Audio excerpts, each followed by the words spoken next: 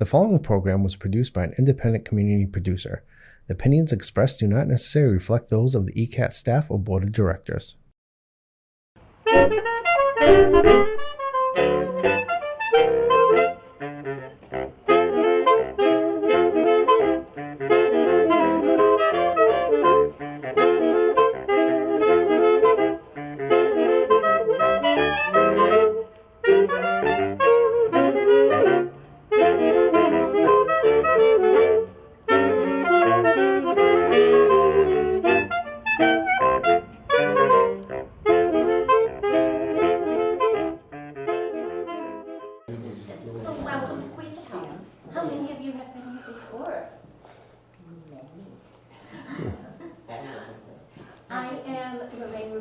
I'm one of the people on staff at the A3 Library. You may know me from the other building. Today's program, 10 Things I Learned on the Camino, will be led by Deacon Chris Beukman. Chris has long job titles. Long and confusing, yes. He is the Archdeacon for Deployment and Pastoral Care for the Episcopal Diocese of Massachusetts. And if that weren't enough, he is also the parochial deacon for Bristol Trinity Church here in Northeastern. Right up the road, Lincoln Street is where they're meeting. In the Lutheran Church, yeah. Okay. So please join me in giving him a warm welcome. We're all looking forward to his program.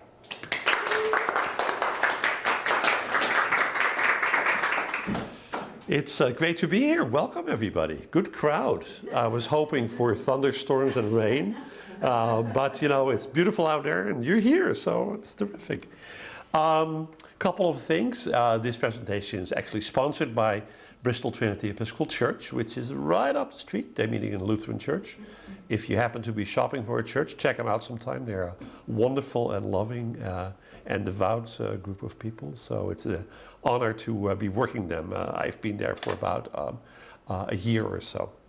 We're also on ECAT, so welcome all the folks who are watching on ECAT. I don't know exactly when it's going to be aired, but you'll figure that out. And if you missed something, then you can try that out.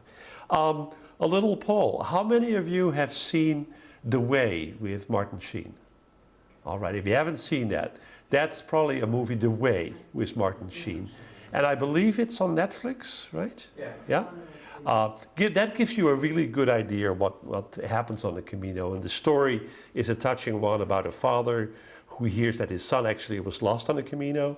He goes to France to pick up his belongings, and on an impulse, he decides to walk it himself and has a very profound experience on that Camino. So if you haven't seen that, it gives you a really good sense of what it's like.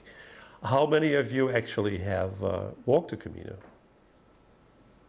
You guys have been to Santiago, you told me, right? But you? On the bus, sure. Yes, yeah. It's a bit of a walk, but it's worth it.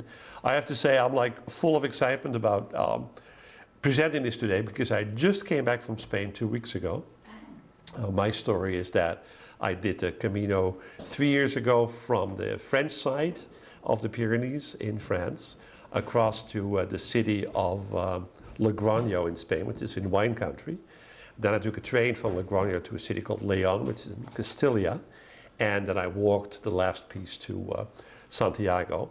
Since I had missed the middle part, that's called the Meseta, it's kind of like a desert-like landscape. I really wanted to go back, so just before Labor Day, I went back to Spain, walked about 200 miles, that middle stretch, and then from León took a train back to Santiago, so the second time.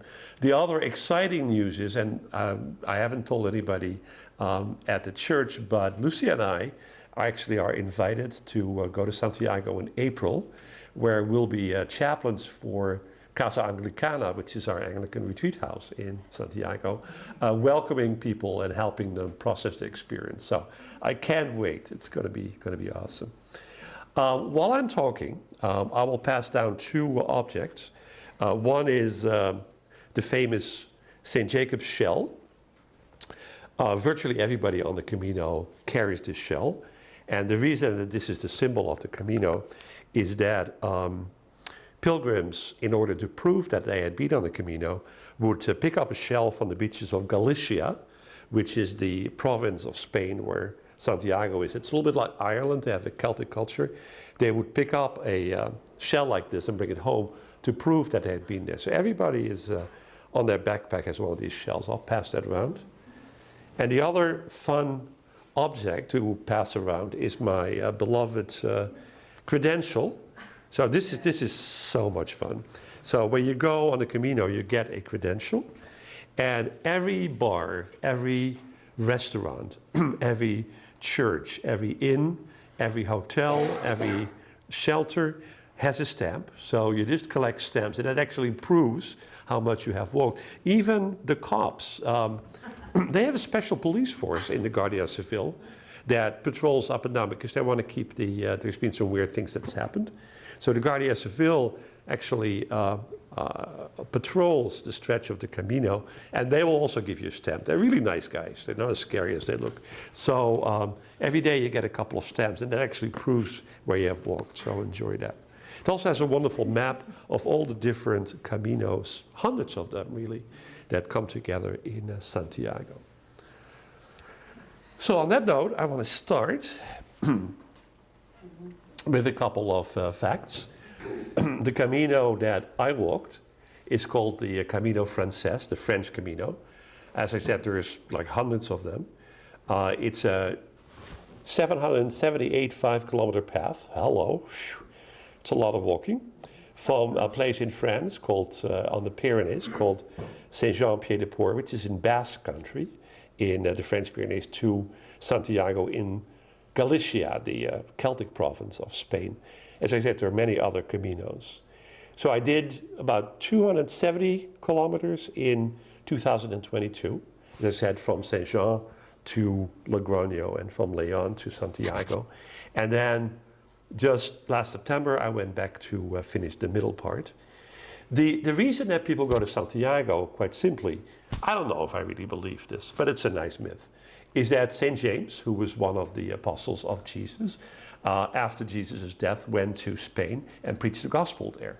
And he is believed to be buried in Santiago. Whether or not that's true, I don't know, but the reason that pilgrims 1,200 years ago started going to Santiago is to visit the grave of St. James, and you'll meet him in about a second.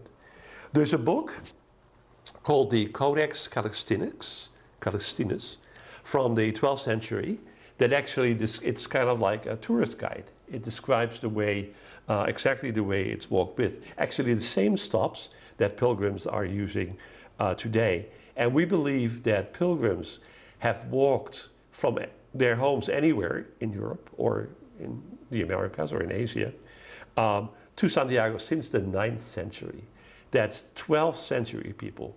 So you're walking on a path where people have tread your footsteps 1,200 years ago. And that's an incredible feeling. I'll say more about that for a while. It's a great community. They're mostly Europeans, although I met some lovely people from Colorado. I met a lovely young woman from Idaho, a lovely couple from California. It's quite a number of Americans, but mostly Europeans of all different nations. Lots of Koreans for some reason.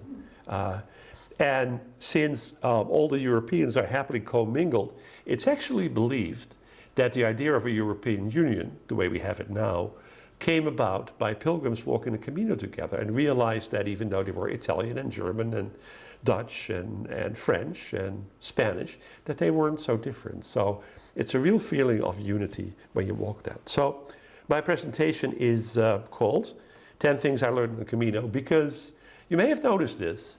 As you walk, your mind clears in a miraculous way. One of the great teachers of the church, St. Augustine, once said, in ambulando solvitur, in walking, things get resolved. And you may have had the experience when you have a difficult problem that you're struggling with, and you're sitting down talking about it, doesn't work. You go on a walk and your mind clears. Have you had that experience? It's miraculous. So you get a lot of insights while you're walking, and I wanted to share simply with you some of those insights. Here's our friend, St. James. Actually, in the first church that I right into this September. And he is decked out as a pilgrim. You recognize his shell. You recognize his sombrero. It gets really, really hot, so you need a really good hat. And you recognize his staff. I had 2 walking sticks. Without this, I couldn't have done it. They're great on the uphills because you just push yourself up. And they're great on the downhills because they're hard on your knees. So you push back. He has his stick there. And then he has his little gourd with wine. I'll say a little bit more about wine. Wine is very important on the Camino. And that's why people say, no vino, no Camino.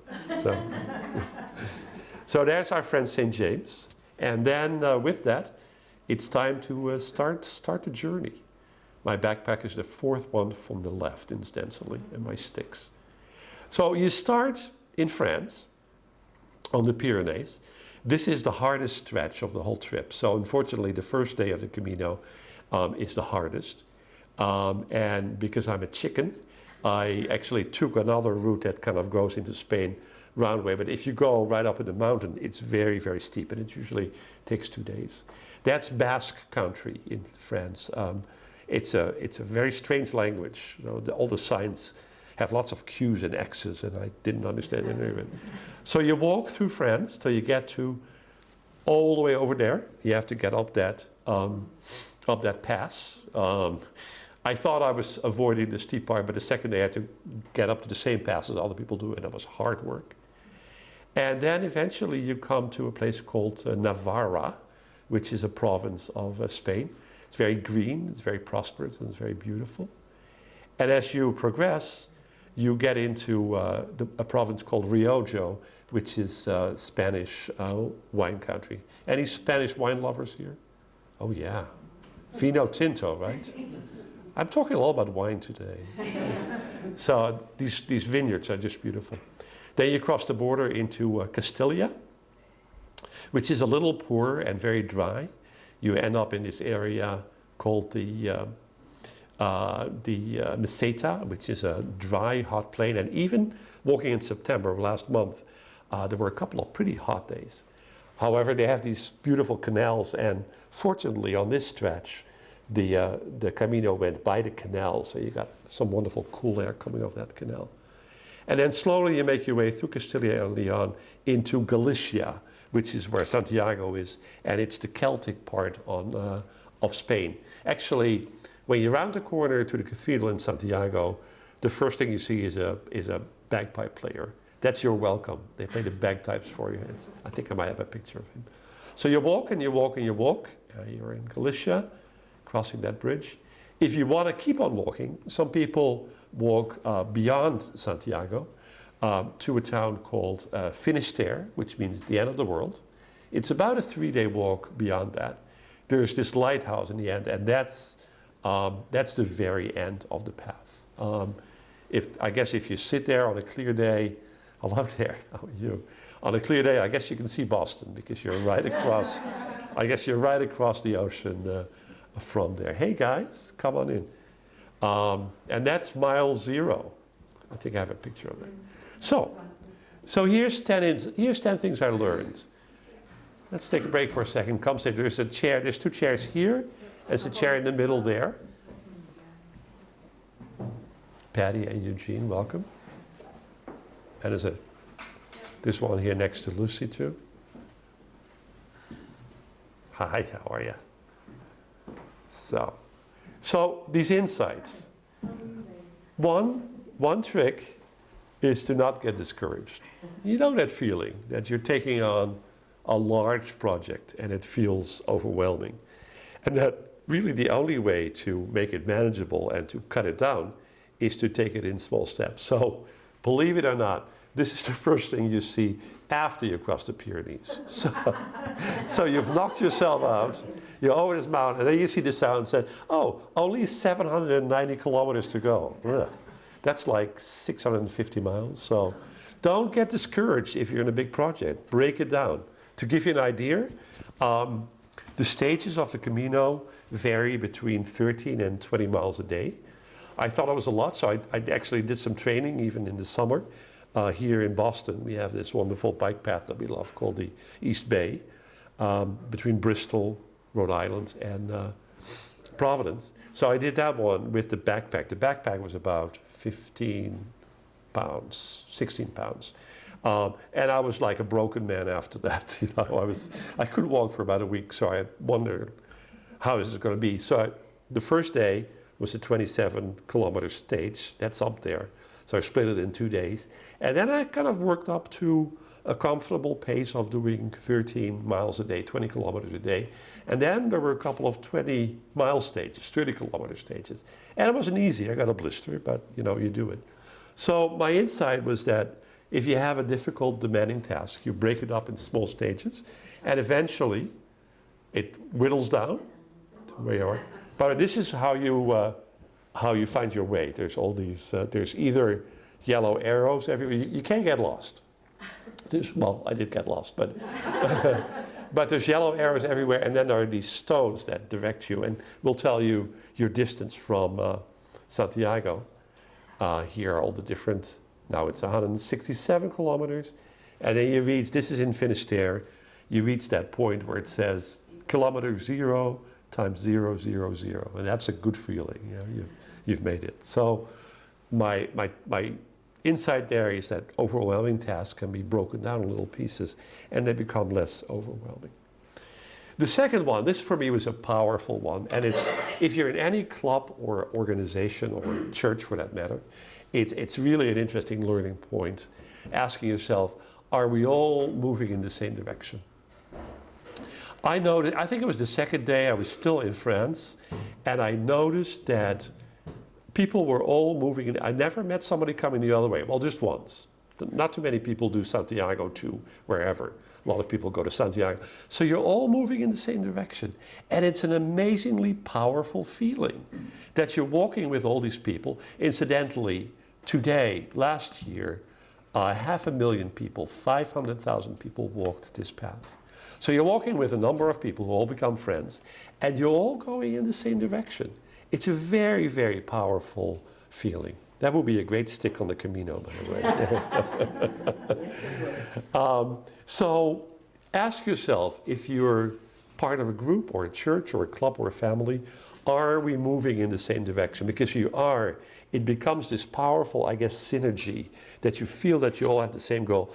The result is that you always see people from the back, interestingly enough. This is, again, in Saint-Jean, Pied-de-Port, they actually put a little tile in with the direction going in the right direction. That's your first step. So I put my foot. That's after you take this first step, you're on the way. And what you see, by the way, there's statues everywhere. And the statues connect you with the people who have gone before, which is very artistic and also moving and beautiful. Even the statues move in the same direction. Every pilgrim you meet, you see them on their back. You see them moving west towards Santiago. And it gives this feeling of incredible unity and togetherness. You see, they're always moving in the same direction. On a rainy day, by the way, with those little covers. Always moving in the same direction. Always seeing them from the back. Going across, this is in Astorgas, going across the railroad tracks, going across a bridge in Galicia. They're always moving in the same direction. One of the most moving statues, there's lots of statues in every city, but one of the most moving statues I find is on Mount Gozo, which means Mount Joy, 4 kilometers before you hit Santiago. And it's a statue of, emotional, of people rejoicing over seeing the city for the first time. And when I arrived there in 22, it had been raining quite a bit of the way, and the sun came out that day, and there was this beautiful rainbow over the city, and it was amazing. And this is, Lucy, where I want to go with you when we're there, this statue. So then you reach your goal. Obey the way. It sounds a little severe, but these pilgrims that have walked this path 12 centuries are all a little smarter than I am. And I'm pretty stubborn, as the people of the church know. And I sometimes thought I would go the other way. And I quickly learned that it makes sense to follow the arrows and stay on your path and not improvise And I remember 2 times, I remember there being at this one point where the path went up very, very steep, and I thought, this is going to be fun. And I climbed a couple of steps, and a couple of pilgrims called me over and said, no, not that way, this way. And it was more flat, so I was happy about that. If this is a path that's been walked for 12 centuries, it makes actually sense to stay on the path. You don't improvise on the Camino. Sometimes there are alternative paths, and they're very clearly marked. But you don't say, well, let me try to go left here where it says right. That gets you in trouble. This is, for instance, a place where you have a variation. So there are variations in the path sometimes. Again, the pilgrims moving in the same direction. This is actually interesting. This is another project I want to do. You see where it says Shikoku 88? There is a pilgrimage in Japan called the Shikoku 88 temples, where you can also walk a path to 88 Buddhist temples. And if the church sponsors me, I think I'm going to do this. No pressure. So, so you stay true to the path. This is that same, I find it such a moving statue. These people that are just rejoicing over seeing Santiago for the first time. We've talked about this a little bit. This is the only person I met that went the other way with his horse. He was in the paper, he was very famous. He had his horse with him. He actually came back from Santiago. But when you're on Santiago, the trick is to feel the spirit of those people who have gone before. And for 12 centuries, that's a lot of people. In the church, we call this the communion of saints. And in our church and in Christian churches, we believe that when we worship, it's not just us who are there, but it's also all the people of faith who came before, and also all the ones who are going to come after us. And you feel that very strongly on the Camino. You feel that people have gone there before, and now you become one of them, because you're walking just as this person 100 years ago, or maybe 1,000 years ago, was walking. So you feel the presence of those who come before and come after. Again, the statues, this is so nice. In every city, the bigger cities, these statues reinforce the idea because they symbolize that people have gone before, you know? And there's lots of these statues. This is in Pamplona, which is one of my favorite cities on the road. The thirst and that backpack gets a pound heavier every mile you walk for some reason. So it can be stressful. So the statues help remind you of the people who have gone before. Walking with a little suitcase, can you imagine that? Yeah. Yeah. So maybe that shadow there is somebody, I don't know, who's come before. Maybe it's just me. Beautiful statues. This is one in Finisterre, you know, on the ocean, of somebody huddled against the cold. It's a beautiful statue, I think, too. This is hard to talk about. Not everybody makes it, unfortunately. So there are people, actually, who die on the Camino. And occasionally you come by memorials of people who have not made it, and you stop for a moment and keep them in your prayers and pray for their families, because not everybody has the health and the stamina to do it. So that's very powerful to come across. It's kind of like driving on a highway where there's been an accident. Very powerful to stop. This man was from Belgium, and I don't know what happened, but there are quite a number of places that are marked with people who unfortunately didn't make it. So that was a pretty sobering part. I love to call this objects are larger than they appear. So if you're, again, in a project or in a club or you're in a church and you're trying to accomplish something, we have a tendency, I think, to look only at one. Welcome. A couple of chairs up here. We have a tendency to only look at part of the picture. So if you look at this, you say, oh, there's a nice little chapel across the hill there. I'll maybe go visit that, and all you see is that little chapel. But it's not a chapel, it's actually a whole city.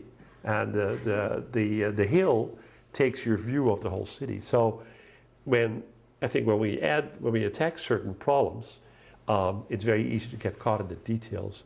But stepping back and looking across helps you really get the whole picture. That was an insight that came to me.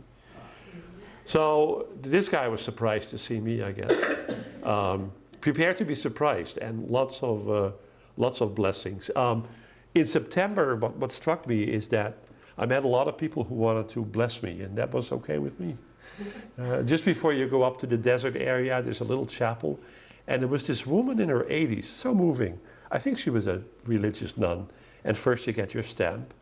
Then she wanted to give me a religious medal. I'm not big on religious medals, but he did that. And then she wanted to bless me, and she did. And tears streaming down my face. It was a powerful moment. And then there were many other.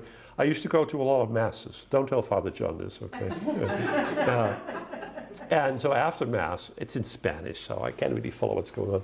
But after Mass, the priest calls up all the pilgrims and says, where are you from? And you get their blessing. So you get blessed a lot when you're there. Surprises. We're talking about surprises.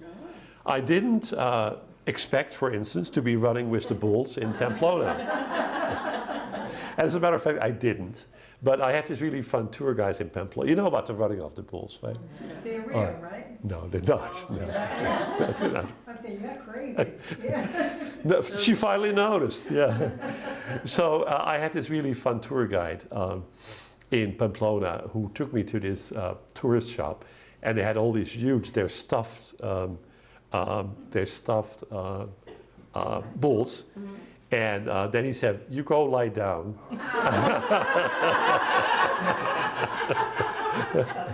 You go, and then you send this picture to your family and tell them you're not coming back. So I didn't expect to be gored by a bull in Pamplona. I also didn't expect to meet my good friend Ernest Hemingway. I don't know if you know, but Hemingway was a big figure in Pamplona. He spent a lot of time there. He loved bullfighting, and I don't know if he had a house there, but he spent a lot of time there. So I didn't expect to meet up with Ernest. So we had a nice talk. I had a few suggestions. I said, how about a couple of sequels? A Farewell to Legs, maybe. The Moon Also Rises. Have you thought about this? So Ernest and I had a nice discussion.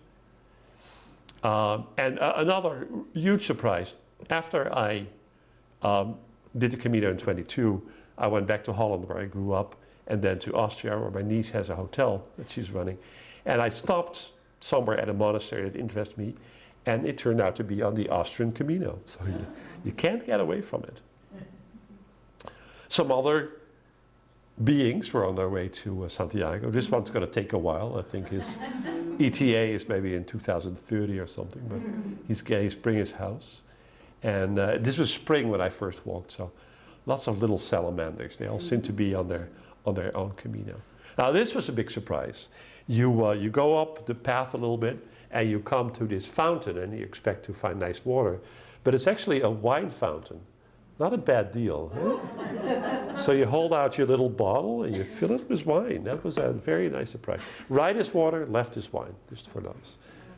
That was it. That was a big surprise for me. Did that water get turned into wine? Is that what I tried, but it didn't work. I have to be a deacon a little bit longer, I think. You know?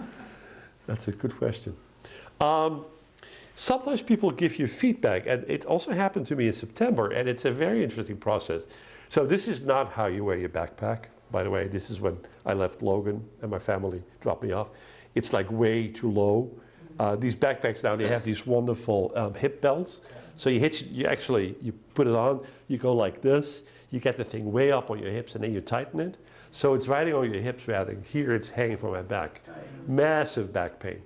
So in 22, I was walking with a couple of Dutch friends, and they said, well, it's none of our business, but you're not wearing your backpack right. And they made some adjustments and making it much higher, so this whole thing is above your head, actually. And then it's much more comfortable when you can move. Also, I had a moving encounter with a Korean pilgrim, and of course, a lot of them don't speak the language at all. But we were climbing a mountain together, and he stopped me. He couldn't say any word, but he kind of looked me up and down. And he spent 10 minutes adjusting straps here and there, and then he kind of tapped me on the back and say, you can go now, you're good. But the care that is, and it's not always too easy to accept feedback, right? When people stop you and say you're doing things wrong. But the trick is to be humble enough to accept that feedback and to learn from it. So that happened to me twice, actually. Off I go. Refreshment. One of the best things if you're walking 13 to 20 miles a day is putting your feet in cold water. It feels so good.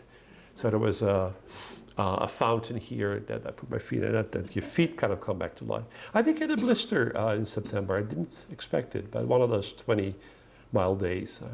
I think I ran out of Vaseline that you gave me, Lucy. I'm sorry. Doing your laundry, I learned how to say the lavanderia in Spanish, so I would ask lavanderia. Doing your clothes is very important for renewal. And of course, this being Spain, they feed you pretty well. Tapas, right? So all these little bites, really good beer. It's a little tapas place. Yeah. Well, that was just like in a grocery store. When you had a sandwich that took over the plate. Keep going to, That was a good sized tapas. Yeah. In Pamplona, they call those pincos for some reason, pinchos. So they feed you well, or just to sit, and enjoy the beauty and the quiet. I had a recorder with me, so every once in a while I would just sit and play music for a while, and that was very relaxing for me. They feed you well. Great pizza, or a nice. Usually I would walk like 2 hours, get up maybe 6:30 before the sun's up, walk about 2 hours, and then have breakfast. And they feed you well. The little cappuccino there with a croissant. And of course, vino. Because as you all know, without vino, there's no Camino. Santiago, they're really big on desserts in Santiago, by the way. So you have lots of these stores that have all this sweet stuff, really good stuff. So you have to take care of body, mind, and spirit as you go along your journey. Makes sense. And really good beer. So now this is moving to talk about too. People take a stone with them on the Camino. Everybody does. It's a tradition. And the stone represents a particular burden that you're carrying. So I didn't have a stone because I didn't go to Cruz de Ferro this time, but 3 years ago, Lucy and I had a wonderful Dutch friend who was a physician who died, about 3 years ago maybe? And I brought a stone with me. So the stone, of course, is an extra burden, but you do it, not a big stone. And then about 3/4 of your way, you come to this place called Cruz de Ferro, the Iron Cross.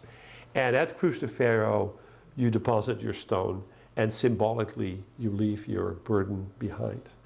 This is 12 centuries of stones. So for 12 centuries, people with whatever burden or grief that they had came here and put their stone down. And this is the collective of it. If you climb it, you're like 12 feet high. So it's a very powerful place. We had a mass there also with a Catholic priest, and I got to read the gospel. That's what deacons do, by the way, as you well know. So you leave your burdens behind. People also put flags and all kind of memories. It's called Cruz de Ferro. A lot of kindness and hospitality on the Camino, and I think for us it's always important to practice kindness and hospitality. I had one particularly not so great day leaving the city of Pamplona, and it was like an industrial area. It was not fun. It smelled bad. It was just factories. And I come around the corner, and there is Juan, and Juan's going to take care of you. And you have your coffee. Do you see the shells that he's not selling but giving away? You have wonderful fruit and soft drinks. Do you want money? Well, if you have money, you can give me money, but it's not necessary. And people do this out of the goodness of their own hearts. The Spanish, they just set up these roadside stands, and they take care of pilgrims. It's just amazing. Where else do you find that? Also, my friend had 4 words. What was it again? Good morning, thank you, hello, goodbye, and cheers in every language of every pilgrim that came by. So you could say, where are you from? And then you could say that in all these languages as a way of hospitality. So everywhere you have these little stands where people just take care of you. Just an amazing feeling. Because you're such a wonderful audience, when I came back 2 weeks ago in September, I decided to add an 11th insight that has to do with feeling the joy of community. I have to say, 3 years ago I was probably in a different place. I felt lonely a lot. I didn't relate to a lot. I walked by myself a lot. For some reason, I just met wonderful friends on this Camino. I think the reason is that I moved with a group together without skipping apart. So I always saw the same people on the Camino, and it became this joyous, really wonderful community. My friend, he was a 5-star chef in the big hotels and restaurants in Europe. Till he lost his eyesight, he was my landlord in a wonderful town called Castro Jerez. So I felt the joy of community with him. Oh, my Irish friend. what a trip. So on the second day there, I met Liam from Dublin. He was an ex-cop. He was with the Garda in Ireland. And he was like the social director of our whole cohort. So people would come up to me and say, "Oh, you're the deacon from Boston who speaks Dutch also." And I said, "How do you know?" Liam told us. So Liam knew everybody, and everybody knew Liam. He was a fantastic guy. The second night, I had rented this apartment, and it was a 2-bedroom. So I invited Liam to use the other bedroom in exchange for a meal. So we had paella, and we were just fast friends from there. I invited him.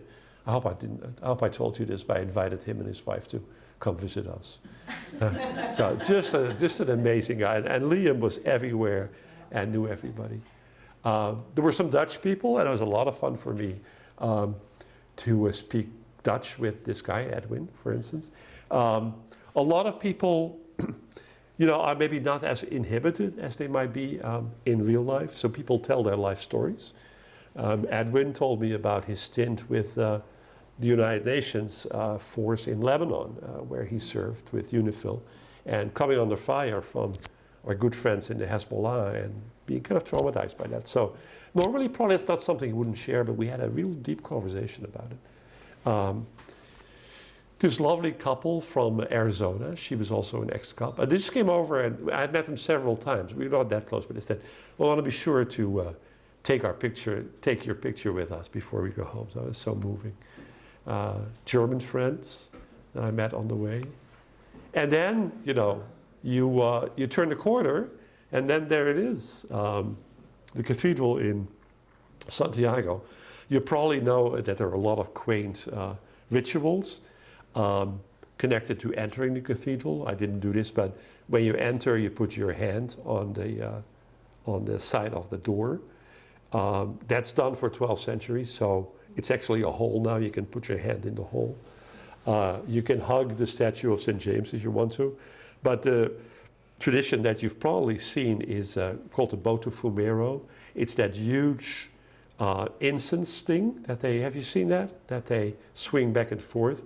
It's like a thurible, as we would say in the Episcopal Church. But it's a thurible that weighs like 100 pounds. And there are 6 guys. You get invited if you're a pilgrim. There's 6 guys that hoist it up and down, and it swings through the cathedral. It's quite amazing. I hope nobody gets hit with it, because it's like a truck coming down. So that's the cathedral in Santiago. At the end, you get your... this is a fun story too. You go to after you visit a cathedral and put your hand on St. James, all this stuff, you go to the pilgrim's office, and you get a certificate in Latin that you completed. The fun thing is that they always ask you, what's the reason that you did your Camino? And you can say either for physical reasons or for spiritual reasons. And being a good deacon, of course, I said for spiritual reasons. Then you get the real certificate. Yeah. If you say for physical reasons or to lose weight, you get a certificate that essentially says in Latin, "God help this poor slob who didn't quite understand himself why he watched the Camino." So I got the right certificate. Again, that wonderful view in Finisterre when it's all over. This is my first credential that Lucy actually put on the glass for me. So we have it at home. I just really cherish it. And to end with a prayer, and this is from the Codex Callistinus, that tour guide from the 12th century, where it says, "God, you called your servant Abraham from Ur in Chaldea, watching over him in all his wanderings, and guided the Hebrew people as they crossed the desert. Guard these your children, who for the love of your name make a pilgrimage to Compostela, be their companion on the way, their guide at the crossroads, their strength in weariness, their defense in dangers, their shelter on the path, their shade in the heat, their light in darkness, their comfort in discouragement, and the firmness of their intentions, that through your guidance they may arrive safely at the end of their journey, and enriched by grace and virtue, may return to their homes with salutary and lasting joy. So I think that's a wonderful prayer. Thanks for listening.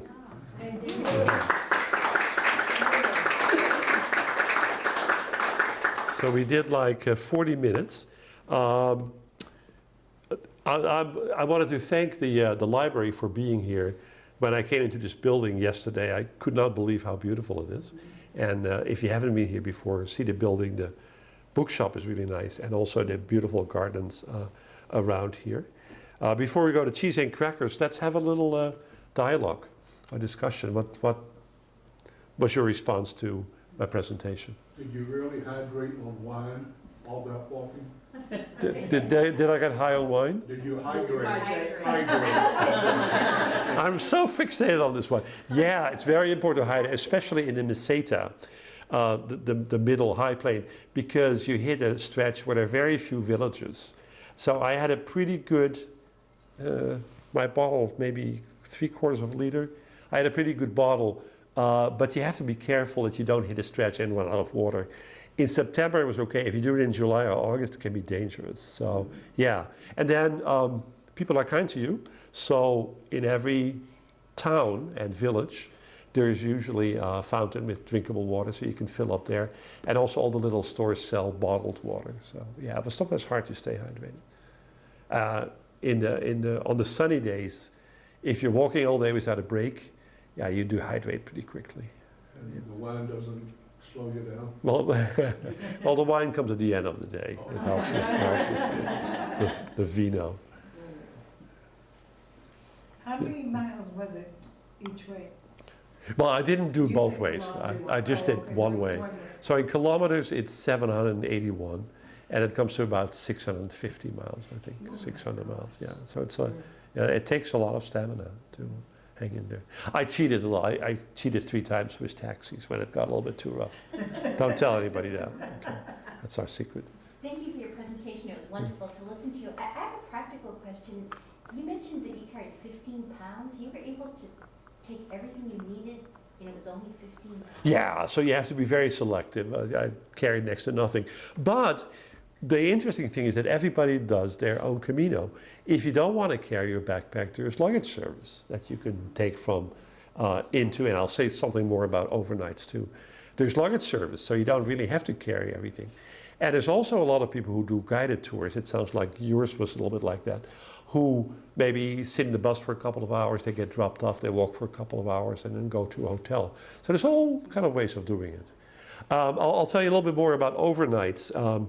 The first time I walked, there were 2 or 3 nights when I ended up in a dormitory. That was not for me. I happened to be assigned to the dormitory with the dudes who don't wash their socks. So it was not a pleasant experience, and they snored. So basically I was up till like 4:30 in the morning listening to people snoring. So that didn't work for me. So I ended up staying and usually making reservations in advance at very small inns or hotels, just having a single room. And that way, I don't want to arrive after walking 20 miles in a town and not know where I'm sleeping, and people saying, well, there's a hotel in the next town, so I want to know where I'm sleeping.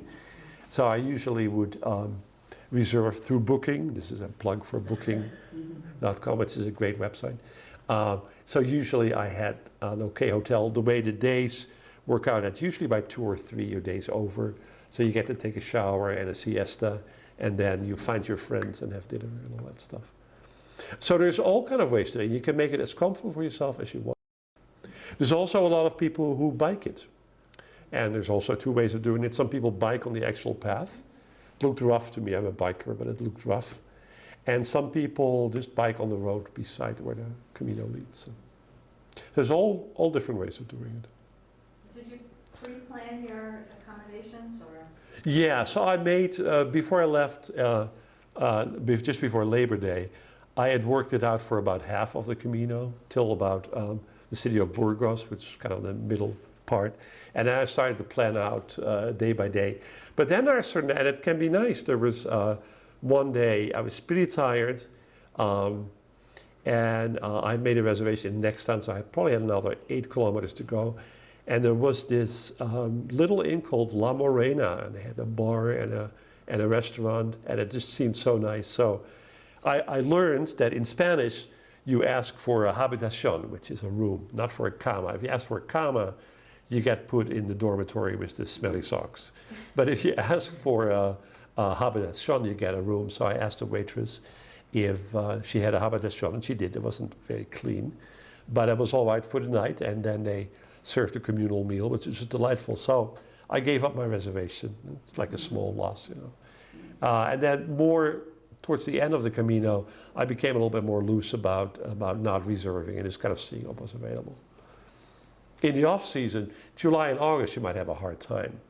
In September, you usually, you know, find a place. Sorry. Did you go alone? Yes, I did. Yeah, but you never feel alone No. because people catch up with you and tell you their life stories.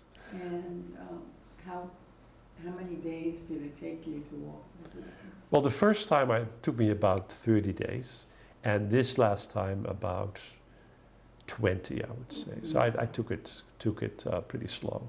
Mhm. I'll tell you another story about people, how people are and how people tell you their life story. I don't go very fast, so a lot of people catch up with me. This French woman caught up with me, and we got to talking. In the course of talking, she described how her husband had died of cancer 10 years ago, that she now had diagnosed. It was stage 4, it was incurable. When she learned this, she said, I'm going to walk towards Santiago. Either I'll die before I get there, I'll die there, or I'll die afterwards, but I'm just going to walk. And that's all she did for the rest of her life. But people sharing that, I mean, I was crying half of the time. I did a lot of crying too. Beside the wine. Maybe it was the wine, I don't know. Thanks for asking, that's a great question. Did you wear your collar? No, that's a good question, actually. So when we're chaplains in Santiago, I'll have to wear my collar. But, you know, I wasn't there for a liturgical purpose. And 3 years ago, the only time when I was asked to read the gospel, everybody was in their street clothes, so it didn't seem appropriate, so I didn't even bring a collar. Yeah. We hear so much about so many places in Europe being overcrowded. Did you feel it was very crowded? Yeah, it gets a little crazy. And especially because there's a new rule now with the credential, which is around somewhere, that if you want to do only the last 100 miles, you start in a place in Galicia called Sarria. And then you have 5 or 6 nights till you get to Santiago. So a ton of people did that. And when I hit Sarria, it was like a totally different ball game. You literally had to kind of make your way through the crowd on the path. And lots and lots of people there. That wasn't always pleasant. Lots of like walking clubs, especially from the UK. So this might interest the people of Bristol. I had a very interesting conversation with this Frenchman when this was playing out and we had so many people. And I was being a little snobbish, and I said to him, I had seen him from the beginning. So I said, you know, you and I are the real pros. You know, we're not like these stupid tourists that begin the last 100 miles and still get the certificate. And he looked at me and said, "Have you ever read this parable in the gospel about the workers in the vineyard?" I said, "Yeah, I think I know." He said, you know, the workers who arrived early and the ones who arrived in the middle of the day and the ones who arrived late, and they all got paid the same. That's here. So I felt really humbled by that. The guy knew his gospels. Yeah, great questions, by the way. Great dialogue. When you got to the place where you left your stone, what was the atmosphere there? Was it very like release, or was it happiness? It was somber, I would say. You could see that people had carried a lot of burdens. It meant a lot, even though it was a Catholic Eucharist. It meant a lot to celebrate the Eucharist there, actually, and to actually be a deacon there. It so happens that one of the toughest parts after Cruz de Ferro, you get a 5-hour relentless descent, and the descents are the hardest. So I didn't know what I was in for, so it was nice to be there, but I didn't realize what came afterwards. Descents are really hard. because you feel it in your knees, you know. Yeah, Where great. are you a deacon? Sorry? Where are you a deacon? Bristol Trinity? Bristol Trinity, the place to worship in Easton.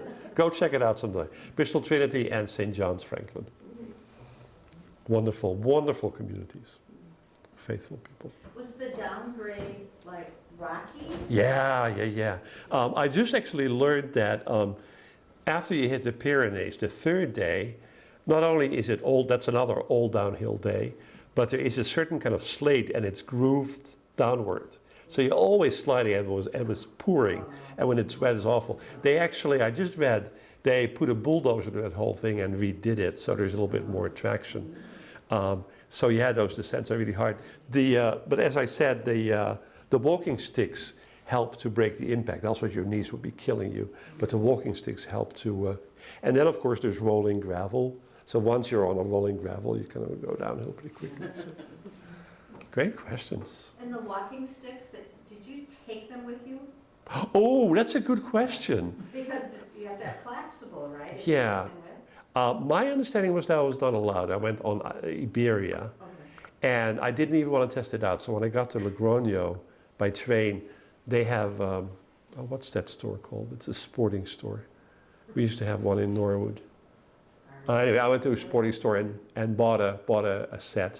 And then when I went in Santiago at our retreat house, I gave them and my Swiss Army knife to the desk and say if there's pilgrims who need stuff, then. So I left them over there.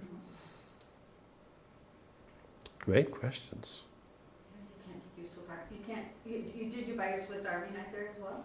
Yeah, you have to kind of have a knife because the reason being that it's fun to have dinner with friends, but occasionally you're so tired that the other alternative is just to go into a store and get a little cheese. And they're very big on ham. Everything is jambon. So you get a ham, a piece of cheese, and a piece of bread, and then you just make your own dinner. I did that quite a number of nights. It's cheap. By the way, this costs next to nothing if you're not a person of means. If you're willing to sleep in dormitories, it's either free or €10 a night. So there's a lot of what's called donativos, where they say, how much do you want to give? And you can give nothing. Or you give $10. So you spend $10 on your overnight and then maybe 15 on food. So you can do this for €25 a day. Where do you sleep? Where? So I ended up sleeping alone. You said it costs nothing to do that? If you sleep in a dormitory, then it's either nothing or €10. Right. But it's not very pleasant. What's the last time you slept in a dormitory? And when you come over the hills, when you come over the mountains in the Pyrenees, in the first town in Spain called Roncesvalles, you have no choice. There's only a dormitory. And I slept in this monastery dormitory. It was like 600 people. It was not fun. It's not fun. In one of those bunk bed deals, you know. Yeah. It's not good if you want to get out at night. Great questions. Can you pay on everything with credit card or? Yeah, so they've really caught up on the what's it called, the touchless credit cards. So my routine, I'll tell you exactly. After 2 hours walking, would go into a bar. It was always the same. 2 double espressos. It gives you a kick in the rear. They have these juice machines there called it's called Zumo de Naranja, where they press juice. So always a juice and maybe a couple of eggs. Touchless credit card, works in most places. I carried maybe €100 just for other, incidents. And sometimes in the countryside, they didn't take credit cards, but most people even had the touchless. So it was very easy to pay for things. Were the dormitories co-ed, and how about safety on the train? Oh, great question. They are all co-ed, so that's something to kind of get used to. That can be a little awkward.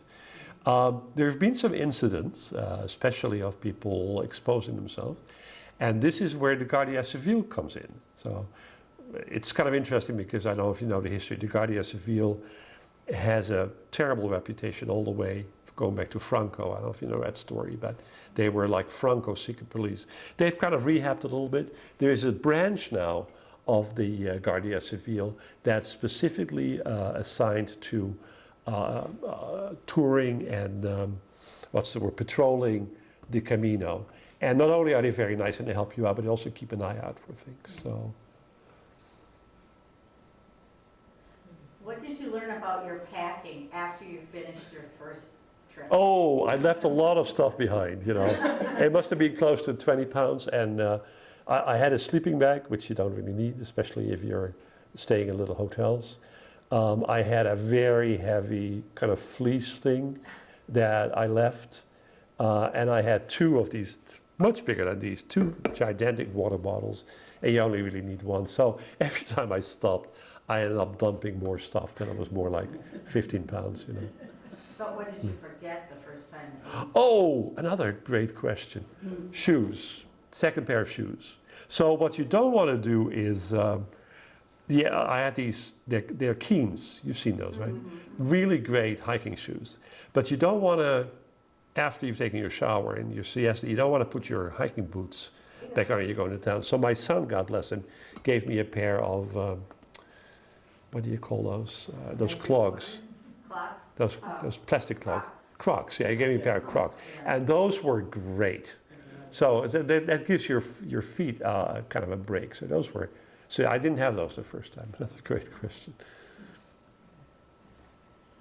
And there's a lot of resources out there, you know, I don't know, you already have the experience, but like, you know, the internet, Facebook, tons of books around, like, you know, people will just weigh in on what they found to be really helpful as far as what they packed and what they didn't pack, and, you know, just in case you ever want other resources. Yeah, there's lots of discussion online about what to bring and what not to bring and how to get the numbers down. There is I don't know if I'm online. There is, what's his guy's name again? There's a British guy who wrote like the ultimate guide to the Camino. Can't think, John, can't think of his name right now. But everybody was carrying it, and it's both a spiritual guide and a travel guide. So it not only tells you where to turn and what, especially your elevations. That's really important to know when you start the day what your elevations are going to be. But it has also beautiful, John Brierley, I'm sorry. That's kind of like the ultimate guide of the Camino. But he also gives little mini meditations for each day, which are really beautiful, actually. He died recently, John Brierley. So most people have that Brierley guide with them. There's also a couple of good apps. I liked Camino Ninja is really good. So that also, they're really good on accommodations. So they also help me with accommodations. And Google Maps, of course, if you really get lost. Can you use your cell phone most of the way? I did in Spain, yeah. Yeah, I had a plan that worked in Spain. I don't know what do I have? T-Mobile. And I didn't make any calls, but the data you need. The data you need a lot for navigation, but unfortunately the bit rates are a little bit low, so you get a lot of false directions on Google Maps. So that's not so pleasant. Yeah, it's better to ask locals, I think. What's next? Japan, I think. Well, a couple of things. Lucy and I are going to go to Santiago in April, and we're going to be chaplains for Casa Anglicana, the Anglican Retreat House. I do want to do, Lucia and I were also in Portugal in June. We went to Porto, so I do want to do the Porto through the Camino stretch. And then I'm very interested in the Japan thing. There's the Shikoku, which goes back to a Buddhist monk, but it's also called something called the Kimano Kodo. And they actually give a joint certificate with the Camino. So you can get a Kimano Kodo certificate. I'm kind of interested in that. So I think I'll be talking to the treasury of the church very soon. She happens to be here, so.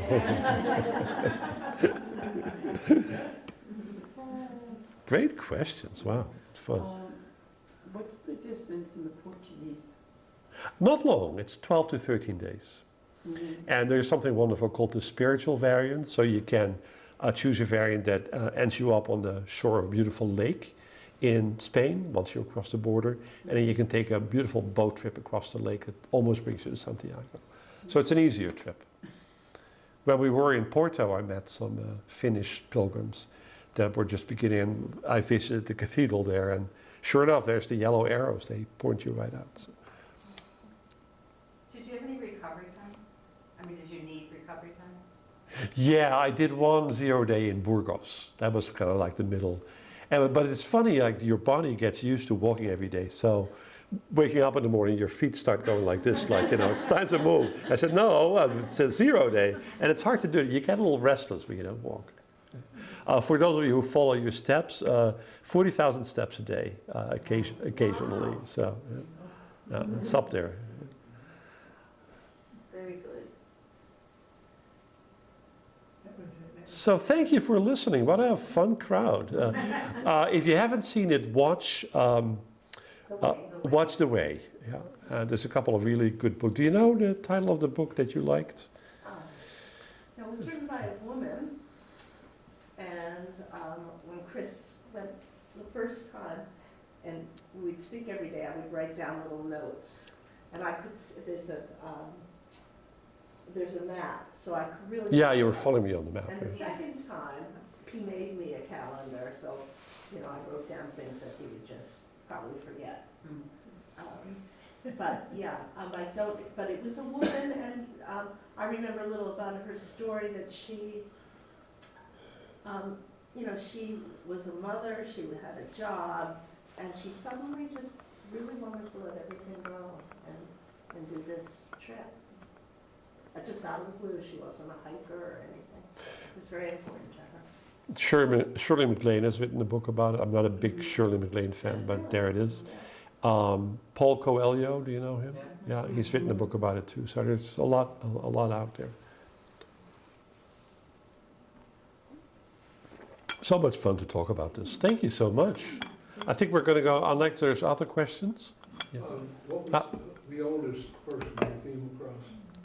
Oh, I love that question. A couple of people in their 90s, but I remember very moving 3 years ago, especially on that stretch from Sarria to Santiago. I met a woman who looked in her mid-90s, who was going with a walker with 2 nurses on either side, like a step at a time. I don't know if she did a kilometer a day, but she did it. And to see that kind of devotion and determination, I found it very, very moving. So you see people are really, have real difficulty getting along, just walking along, that nevertheless have the motivation to do it. So. Is the diocese going to sponsor an El Camino walk? Ooh, good idea. Great idea. And the place, there is an organization called the American Friends of the Camino. They have a wonderful Boston chapter, and my friend Joe Curro, who is also an Episcopalian, is the head of that.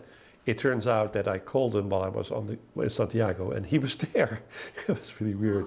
It would be, we'd have to cooperate with the friends, American Friends of the Camino. I think it's a great idea. Great idea. A lot of people in the diocese that have done it, I think. Yeah. Fun questions, great discussion. Are we going to go on to Chip, to cheese and crackers? I'm sorry I didn't bring any. Where's the, I know. Yes, let's work on that. Yeah. Well, thanks for listening, and